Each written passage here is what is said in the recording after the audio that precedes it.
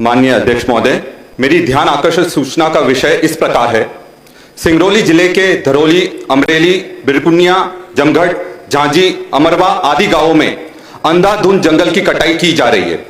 कोयला खनन एवं पूंजीपतियों को लाभ प्रदान करने हेतु गरीब आदिवासी के हकों को खत्म किया जा रहा है। ग्राम सभाओं की अनुमति दबाव पूर्वक डर के भय के माहौल में बनाकर ली जा रही है, जिसकी न्यायिक जांच की जाना आवश्यक है। पूरे जिले में फॉरेस्ट राइट एक्ट, पैसा कानून की धज्जियां उड़ाई जा रही हैं। इसके अलावा बहुत सारे कानूनों का उल्लंघन किया जा रहा है। तकरीबन 6 लाख पेड़ों को काटा जाना है। धरौली कोल ब्लॉक में 1398 हेक्टेयर वन भूमि के वन का विनाश किया। वन विनाश से जल स्रोतों पर असर एवं ग्रामीणों की ओर अग्रसर किया जा रहा है। इस जिले में बड़े पैमाने पर विस्थापन हो रहा है। मैं सदन की इस सर्वदलीय समिति सिंगरौली जिले में वन कटाई के मामले की जांच हेतु भेजने की मांग करता हूं, ताकि आदिवासियों को उचित न्याय प्रदान कर वन संरक्षण किया जा सके। सच नहीं है कि दबाव पूर्वक या भय माहौल बनाया गया है, अतः न्यायिक जांच करवाना आवश्यक प्रतीत नहीं होता है। सिंगरौली जिले में राज्य सरकार या केंद्र सरकार के लागू समस्त अधिनियम नियमों का पालन किया जा रहा है, अतः नियमों के उल्लंघन की स्थिति निर्मित नहीं है। सिंगरौली जिले के वनवासियों की हक प्रदान कर उन्हें न्याय प्रदान किया गया है तथा समयहीन रूप से वन संरक्षण भी किया जा रहा है। धन्यवाद। आज भोजनावकाश नहीं होगा, हम लोग भूखे रह जाएंगे। यहां पर मैं आप सबका ध्यान आकर्षण करना चाहूंगा, ऐसा कि कल संसदीय कार्य मंत्री कैलाश विजयवर्गीय जी ने कहा था कि हम लोग कोई मुखौटा नहीं है, हम जनता की आवाज हैं।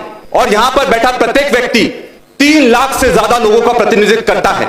लेकिन जब समाज के एक गंभीर मुद्दे के लिए मैं सिंगरौली गया, अपने प्रदेश के सिंगरौली जिले में चोरी छुपे जाना पड़ रहा है, क्योंकि वहां धरौली कोल माइन है। और मैं आपको बताना चाहूंगा ये क्यों करना पड़ा। जब एक विधायक को चोरी छुपे अपने प्रदेश के एक जगह जाकर वहां की स्थिति को सबके सामने लाना पड़े, फेसबुक लाइव करना पड़े। सिंगरौली में जो धरौली कोल ब्लॉक है वो 2700 हेक्टेयर का है और इसमें वन क्षेत्र 1400 हेक्टेयर का आता है। और ये स्टार्टा टेक मिनरल रिसोर्सेज का है, जो कि अडानी एंटरप्राइज लिमिटेड की सहायक कंपनी है। साथियों, धरौली कोल ब्लॉक में अगर सारी अनुमति ली गई है और वहां कुछ भी गैर कानूनी नहीं हो रहा, तो वहां 1500 पुलिस कर्मियों को क्यों लगाया गया है? क्या कारण है कि पुलिस के दिशा निर्देश में, उनके संरक्षण में वनों की कटाई वहां चल रही है? वहां पर जो 8 गांव हैं उनको बाहर आने की अनुमति नहीं है और बाहर से किसी को अंदर जाने की अनुमति नहीं है। प्रश्न तो करो, जवाब आपके प्रश्न मैं कर रहा हूं और जवाब भी मैं चाहता हूं। इसका तो कुछ उत्तर आएगा नहीं। देखिए, प्रश्न करो आप। प्रश्न यह है, जो मंत्री जी ने कहा कि पैसा कानून में ये जो 8 गांव हैं वो नहीं आते। अब मंत्री जी के थोड़े मैं ध्यान चाहूंगा, इसमें जो सबसे बड़ा खेल हुआ है वो खेल ये हुआ है कि ये 8 गांव कौन से हैं। मैं नाम आपके सामने लेना चाहूंगा। ये 8 गांव के नाम हैं, जो यहां पर एक गांव है आमदान, एक है अमराई खो, दूसरी है बेड़दा, चौथा है बेलवार, फटापानी, झलारी, धरौली और सिरसा। यहां पर जो 6 गांव हैं, अमरखोय, बासी बेड़दा, बेलवार, फटापानी, झलारी और सिरसा, ये शेड्यूल एरिया में आते थे। कुसमी ब्लॉक था, जब अनविभाजित सीधी था, तब ये सारे के सारे ब्लॉक, सारे के सारे गांव ब्लॉक कुसमी में आते थे और तब ये आरक्षित क्षेत्र में आता था। पर आज इसको आरक्षित अधिसूचित क्षेत्र से बाहर कैसे कर दिया गया, इसका आप जवाब दीजिए। और सबसे बड़ी जो दुख की बात है कि इसका नाम धरौली रखा गया। धरौली क्यों रखा गया अध्यक्ष जी? वो इसलिए रखा गया क्योंकि धरौली अधिकृत अधिसूचित क्षेत्र में नहीं आता। बाकी जो 6 गांव हैं वो अधिसूचित क्षेत्र में आते हैं। इस पर मैं चाहूंगा कि मंत्री जी अपना स्पष्ट करें अपना वक्तव्य। कृपया बैठिए। चोरी वोरी वाली बात नहीं है।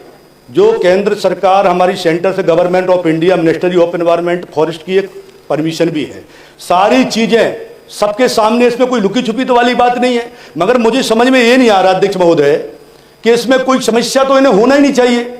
जितने पेड़ काटे जा रहे हैं उतने पेड़ भी लगाए जा रहे हैं। पेड़ काटना, 6 लाख पेड़ काटना, ये कहां की मानवता है? विक्रांत जी, माननीय अध्यक्ष महोदय, कि जितने पेड़ काटे जा रहे हैं उतने पेड़ लगाए जा रहे हैं, जितनी जमीन जा रही है उतनी जमीन भी उपलब्ध हो गई है।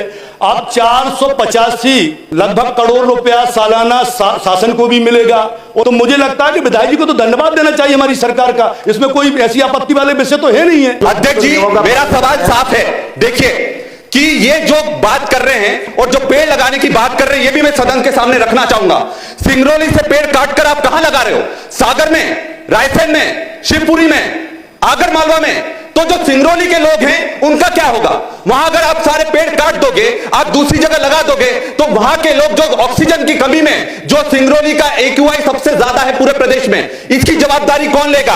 और साथ में पैसा कानून का वहां उल्लंघन हो रहा है, जबरदस्ती तरीके से कंसेंट ली जा रही है और जबरदस्ती दबाव बनाकर वहां के घरों को, आदिवासियों को उजाड़ने का काम करा जा रहा है। आखिरी में अध्यक्ष महोदय, मैं एक बात बस कहना चाहता हूं कि इतिहास गवाह है कि सदियों से आदिवासियों का शोषण हुआ है। पहले अर्जुन को श्रेष्ठ बनाने के लिए एकलव्य का अंगूठा काटा गया, आज अडानी को श्रेष्ठ बनाने के लिए वैसे ही आदिवासी एकलव्यों का पेड़ काटने का काम ये सरकार कर रही है। ये लोग कभी भी आदिवासी हितैषी नहीं है और आज की स्थिति ये हो गई है कि मां के नाम पेड़ लगाओ और पूरा का पूरा जंगल अडानी के नाम कर दो। सिर्फ जो ने पर्यावरण की बात कर रहे हैं, पेड़ की बात कर रहे हैं, तो मैं इनको बता दूं, हम आदिवासी समाज की चिंता करने वाले लोग हैं, हमारी सरकार उसकी चिंता करने वाली लोग हैं और हमने ये करके दिखाया है। होगा हमारे लिए विनाश है ये। श्री जयवर्धन सिंह जी, श्री जयवर्धन